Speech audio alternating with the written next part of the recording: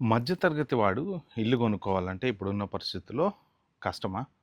కనీసం సొంత ఇల్లు అంటే ఒక ఇండిపెండెంట్ హౌస్ కాకపోయినా, ఒక అపార్ట్మెంట్ కొనుక్కోవాలన్నా కష్టమేనా?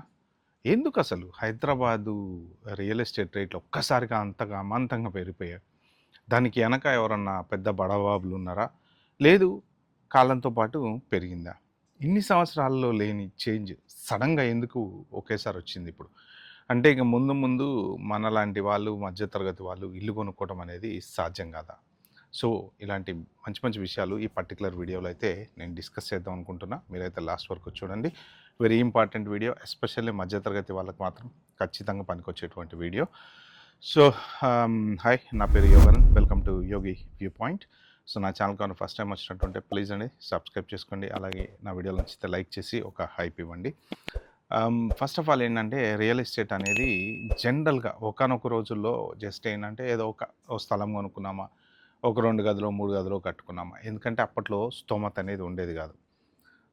ఇది ఒక బిజినెస్ కూడా కాదు. అప్పుడేంటంటే జనరల్‌గా సొంత ఇల్లు ఉంటే బెటర్‌లే, మనకి ఎటు పోయి ఎటొచ్చినా end of the day retire అయిన తర్వాత అయినా ఏ ఇబ్బంది లేకుండా మన ఇంట్లో మనం ఉండొచ్చు. సో, వుడ్ వర్క్ చేయించుకోవాలన్న ఆలోచన లేదు. పెద్ద పెద్ద లోపట డెకరేషన్స్ చేయించుకోవాలన్న ఆలోచన లేదు. లక్షలు ఖరీదు చేసే ట్యాప్‌లు, టాయిలెట్లు పెట్టుకోవాలన్న ఆలోచన లేదు.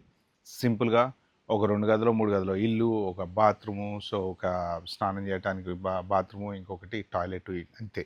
ఇంతకన్నా ఎక్కువ ఆలోచన లేదు అప్పట్లో. కానీ ఎప్పుడైతే రియల్ ఎస్టేట్ అనేటువంటిది ఒకటి ఆ వింత పదం అనేది స్టార్ట్ అయిపోయి జనాలలో ఇన్వెస్ట్మెంట్ ప్లాన్ కింద స్టార్ట్ అయింది ఇది. అంటే ఇల్లు కొనుక్కొని ఉండటం కోసం కాకుండా ఇన్వెస్ట్మెంట్ అంటే కొనాలి, అమ్మాలి. ఇప్పుడు కొనాలి, 10 ఏళ్ల తర్వాత అమ్మాలి. ఇప్పుడు కొనాలి, 2 ఏళ్ల తర్వాత అమ్మాలి. అలాంటి ఆలోచన ఎప్పుడైతే అందరిలో మొదలైందో ఇది ఒక బిజినెస్ అయిపోయిందనమాట. ఒకప్పుడు అవసరం, ఇప్పుడు business. Why, Dada? Why? This is business. This is my sweat. I know, but I did business.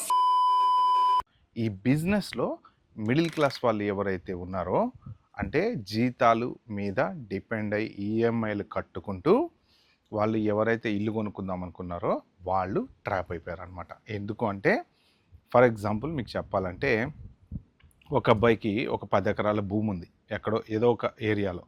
So, అతను సాఫ్ట్వేర్ జాబ్ చేస్తున్నాడు. ఓకే, ఇల్లు కొనుక్కుందాం అనుకుంటాడు. ఆ సాఫ్ట్వేర్ జాబ్లో అతనికి వచ్చేటువంటి జీతం సరిపోదు. బట్ స్టిల్ సొంత ఇల్లు కొనుక్కోవాలని ఉంటుంది.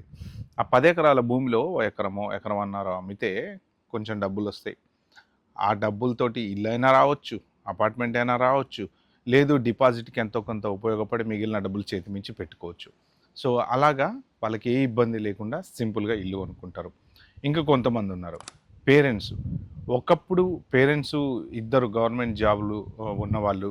సో, ఇప్పుడు ఏంటంటే ఇప్పుడు వచ్చేటప్పటికి వాళ్ళకి విపరీతమైన శాలరీలు. వాళ్ళు ఆల్రెడీ సెటిల్ అయిపోయి ఉంటారు. వాళ్ళకి దగ్గర ఒక్కొక్కళ్ళకి 4 లక్షలు, 5 లక్షలు, 6 లక్షల జీతాలు వచ్చే వాళ్ళు కూడా ఉన్నారు. వాళ్ళ సొంత ఇల్లులు, ఈఎంఐ లోన్లు అన్నీ తీరిపోయి ఉంటాయి. ఒక 2 ఇళ్ళు, 3 ఇళ్ళు, 4 ఇళ్ళు స్థలాలు ఉండుంటాయి. ఇలాంటి వాళ్ళందరూ ఏం చేస్తున్నారంటే ఇప్పుడు ఫర్ ఎగ్జాంపుల్ ఒక వైఫ్ అండ్ హస్బెండ్ ఇద్దరికి చెరొక 1,50,000 వస్తున్నాయి అనుకోండి. హైదరాబాద్లో కాకుండా వేరే టౌన్లలో ఉన్న వాళ్ళు ఉన్నారనుకోండి. వాళ్ళ పిల్లలు వచ్చేసి ఐటీ జాబులు చేస్తూ ఉంటారు. ఇప్పుడు వీళ్ళకి 4 లక్షలు, 5 లక్షలు వస్తాయి. ఏం చేస్తారు వాళ్ళంత డబ్బులు? అందుకని ఏంటంటే ఇంకా సేవింగ్సే కదా, వాళ్ళంతా సేవింగ్ అంతే. సో, ఆ డబ్బుల్లోంచి ఓ 15 లక్షలు, 20 లక్షలు, 30 లక్షలు పిల్లలకి ఇస్తారు. వాళ్ళు అవి డిపాజిట్ పెట్టేసి ఇల్లు కొనేసుకుంటారు. ఆ మిగిలిన డబ్బులు ఏదైతే ఉందో దానికి ఈఎంఐలు కట్టుకుంటారు. సో, ఇప్పుడు నేను చెప్పిన 2 కేటగిరీలో వాళ్ళు ఏంటంటే ₹1,00,00,000 అయినా కొనగలరు, 1,50,00,000 అయినా కొనగలరు. రేపు పొద్దున వీడి ఉద్యోగం పోయింది, తీర్చలేరు. వాడు ఆ ఉన్న బ్యాలెన్స్ ఎకరాలు అమ్ముకుంటాడు, లోన్ కట్టేసుకుంటాడు. ఇతను వీళ్ళ అమ్మ నాన్న ఆస్తి ఎట్లా ఆల్రెడీ వాళ్ళు సేవింగ్ డబల్ చేస్తూ ఉంటారు కదా, ఆల్రెడీ వాళ్ళు సంపాదించేసిన దాన్ని పెంచి పోషిస్తూ ఉంటుంటారు కదా, ఆ ఆస్తి వీళ్ళకి వస్తుందన్నమాట. అప్పుడు వాళ్ళ పాత ఇల్లు అమ్మి కట్టుకోవడమో, లేకపోతే ఉన్నది ఏదో అమ్మి కట్టుకోవడమో, లేకపోతే వాళ్ళు దాచిపెట్టిన క్యాష్ ఇస్తే ఆ క్యాష్ తోటి ఈఎంఐ కట్టుకోవడమో చేస్తారనమాట. సో, వీళ్ళెవరికి ప్రాబ్లం లేదు. అసలు ప్రాబ్లం ఇప్పుడు ఎవరికయ్యా అంటే ఫర్ ఎగ్జాంపుల్ ఒక ఆయన వాచ్మెన్గా పనిచేస్తున్నాడు. వాళ్ళ అబ్బాయికి ఐటీ జాబ్ వచ్చింది, సాఫ్ట్వేర్ జాబ్ చేస్తూ ఉన్నాడు. అతని జీతం వచ్చేసి సంవత్సరానికి ఒక 5 లక్షలు, 10 లక్షలు, సరే నెలకు ఒక 50,000 వేసుకోండి. ఇప్పుడు ఒక పెరిగింది ఒక 5 ఏళ్ళయింది, 10 ఏళ్ళయింది. ఓకే. ఓ 25 లక్షలకి వచ్చాడు. 30 లక్షలకి వచ్చాడు. ఇల్లు కొనుక్కుందాం అనుకుంటున్నాడు. స్టిల్ వాళ్ళ నాన్న వాచ్‌మెనే. అంతకంటే ఎదగలేడు. ఎందుకంటే ఆ ఇదిలో ఉన్నవాళ్ళు పాపం ఆ కొంత లో జాబ్ చేసేవాళ్ళేంటంటే మామూలుగా అంటే వాళ్ళకు ఎంతవరకు ఎదగగలుగుతారో అంతవరకు ఎదగగలుగుతారు. కానీ అలా ఉండి కష్టపడి వాళ్ళ పిల్లల్ని పాపం చదివిచ్చి తిని తినక డబ్బులన్నీ దాచిపెట్టి వాళ్ళు చదివిచ్చి పిల్లల్ని మాత్రం మంచిగా ఒక సాఫ్ట్‌వేర్ ఇంజినీర్‌నో లేతే ఏదో ఒక మంచి జాబుల్లో అయితే పెడతారనమాట. సో, ఇప్పుడు ఇతనికి వాళ్ళ నాన్న డబ్బులు ఇవ్వగలడా? ఇవ్వలేడు. డిపాజిట్‌కి ఇవ్వలేడు. దేనికి ఇవ్వలేడు. సో, ఇప్పుడు ఈ సాఫ్ట్‌వేర్ ఇంజినీరో లేకపోతే ఇంకో ప్రైవేట్ జాబ్‌లో పనిచేసేవాడో ఇంకొకటి ఏదో ఒక జాబ్ చేస్తున్నటువంటి వాళ్ళు అన్ని రకాల వాళ్ళు. ఇది నేను చెప్పేదేంటంటే ఆస్తిపాస్తులు లేవు. తండ్రి డబ్బులు ఇవ్వలేడు. ఒకవేళ పెళ్లి చేసుకున్న అత్తగారు, మామగారు ఇవ్వలేరు. అలాంటి వాళ్ళ పరిస్థితి ఏంటి అంటే ఇప్పుడు వాళ్ళు ఇల్లు కొనలేని పరిస్థితిలో ఉంది. ఎందుకంటే రియల్ ఎస్టేట్ ఎలా పెంచేశారంటే డబ్బులు బాగా ఉన్నటువంటి వాళ్ళు పెట్టి కొని అమ్మి, కొని అమ్మి, కొని అమ్మి అదొక గేమ్ లాగా ఆడి పెద్ద పెద్ద బడాబాబులు దాన్ని ఒక స్టేజ్‌కి తీసుకెళ్లారనమాట. మీరు కరెక్ట్‌గా ఇప్పుడు రియల్ ఎస్టేట్ డౌన్‌లో ఉంది గానీ కరెక్ట్‌గా ఒక 1 ఇయర్ బ్యాక్ వరకు చూసుకుంటే అసలు బెంగుళూరు హైవేలో ఎవ్రీ సండే ఫుల్ కంటిన్యూస్‌గా అసలు సమరసింహారెడ్డిలో కార్లు వెళ్ళినట్టు ఒక 100 కార్లు, 200 కార్లు కంటిన్యూస్‌గా వెళ్తూ ఉంటాయన్నమాట. ఏంటయ్యా అంటే నువ్వు ఒక స్థలం చూడాలంటే ఆ రియల్ ఎస్టేటు ఎవరైతే ఆర్గనైజ్ చేస్తారో టాక్సీ పెడతాడనమాట. ఆ టాక్సీలో వెళ్ళి మీరు స్థలం చూసి కొన్నా కొనకపోయినా ఓకే రావచ్చనమాట. అంత లెవెల్‌లో అంటే టాక్సీలో మిమ్మల్ని తీసుకొని వెళ్ళి స్థలం చూపించి వెనక్కు పంపించి అపార్ట్మెంట్ అయినా, ఇల్లు అయినా, స్థలాలైనా ఇంత లెవెల్‌లో రియల్ ఎస్టేట్ నడిచిందనమాట. దాంతోపాటు ఏంటంటే ఎర్లీ బర్డ్ ఆఫర్లు. అంటే ఏంటంటే భూమి పూజ జరిగేటప్పుడు అపార్ట్మెంట్ స్టార్ట్ అయిందనుకోండి ఎంతో కొంత రేటు 3000, 4000, 2000 పెడతారు వాళ్ళు. పెట్టిన దాన్ని బుక్ చేసుకుంటారనమాట. ఆ బుక్ చేసుకున్న తర్వాత కొన్ని రోజుల తర్వాత అది పెరిగి డబుల్ అవుతుంది, త్రిబుల్ అవుతుంది. ఉంచుకునేవాడు ఉంచుకుంటాడు. లేనివాడు కంప్లీట్ అయ్యే టైంకి పెరిగిన రేటుకి అమ్ముకుంటారు. సో, ఇలా ఏంటంటే 2, 3 వేలతో స్టార్ట్ అయింది. అపార్ట్మెంట్ కంప్లీట్ అయ్యి క్లోజ్ అయిపోయే టైంకి 7, 8 వేలు అవుతుందనమాట. సో, ప్రెజెంట్ ఉన్న సిచ్యువేషన్‌లో మియాపూర్, చందానగర్ ఈ ఏరియాలన్నీ చూసుకుంటే గజం స్థలం కొనాలంటే 1,50,000, 2,00,000 ఓకే. అపార్ట్మెంట్ కొనాలంటే దగ్గర దగ్గర 80 లక్షలు, 90 లక్షలు, ₹1,00,00,000. ఇంత రేట్ ఉన్నటువంటి అపార్ట్మెంటు మరి ఇప్పుడు ఇందాక నేను చెప్పినటువంటి ఎగ్జాంపుల్‌లో పర్సన్ కొనుక్కోగలుగుతాడా? No way. ఇంపాసిబుల్. ఎందుకంటే రేపు పొద్దున ఇతనికి జాబ్ పోతే ఎవరికి తీరుస్తారు? వాళ్ళకి వాళ్ళ అమ్మ నాన్న ఇస్తారు. లేదు అంటే ఆస్తి అమ్మితే వస్తాయి. మరి వీళ్ళకి ఎవరు తీరుస్తారు? సో, ఇలాంటి పరిస్థితుల్లో దగ్గర దగ్గర మొన్న లాస్ట్ ఇయరో, ఇయర్ బిఫోరో కోకాపేటలో ఎకరం 100 కోట్లంట. ఒక్క ఎకరం భూమిని 100 కోట్లు పెట్టి కొనుక్కున్నవాడు దాంట్లో ఎన్ని అంతస్తుల బిల్డింగ్‌లేస్తాడు? ఒక్కొక్కటి ఎంతకు అమ్ముతాడో ఆలోచించండి. ఆ 100 కోట్లు బూడాలి కదా! బూడాలంటే కనీసం ఒక్కొక్క అపార్ట్మెంట్ 2 బెడ్‌రూమ్ 1,50,000, 2 కోట్లకు అమ్మాలి కదా!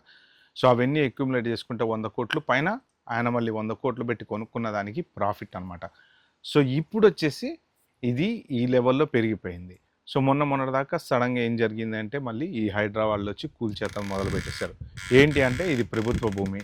సో, ఇది ఆ సర్వే నంబర్‌లో ఉంది. ఇది ఈ సర్వే నంబర్‌లో ఉంది. సో, అంటే చివరికి నష్టపోయేది ఎవరు అంటే కొనుక్కున్నవాడే. పర్మిషన్ ఇచ్చేవాడు బానే ఉంటాడు. ఎవరెవరైతే మధ్యలో ఉన్నవాళ్ళు వాళ్ళందరూ బానే ఉంటారు. ఏం ప్రాబ్లమ్ లేదు. కానీ ఎవరైతే కొనుక్కుంటారో నీ తప్పు అంటారనమాట. అలాగా వాళ్ళు నష్టపోతారనమాట. సో, దీనంతటికి కారణం ఏంటి?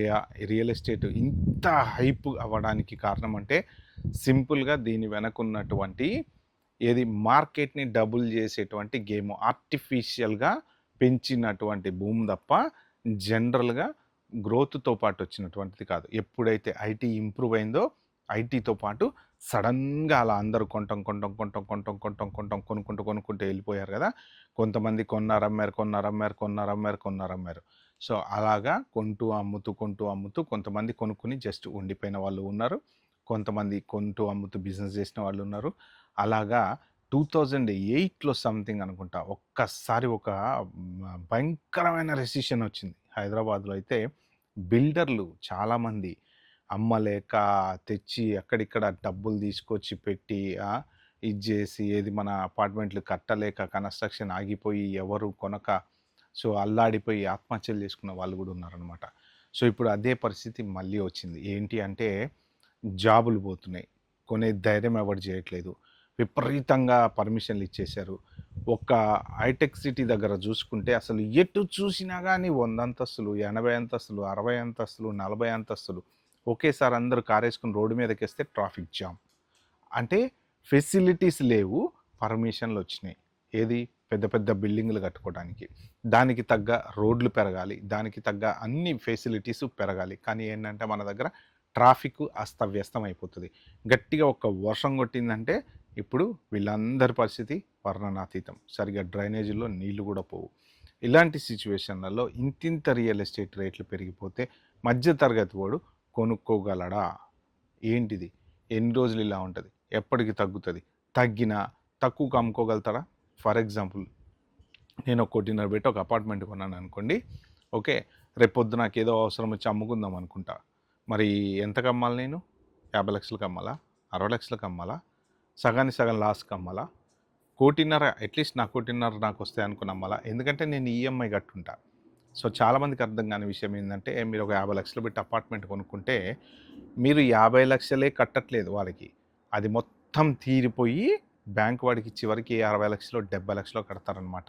సో అంటే ఆ 70 లక్షల్లో 20 లక్షలు మీవి కూడా ఉంటాయి. రేపొద్దున ఇదే అపార్ట్మెంట్ 10 ఏళ్ళు అయిన తర్వాత మీరు అమ్మితే 40 లక్షలు కూడా రావు.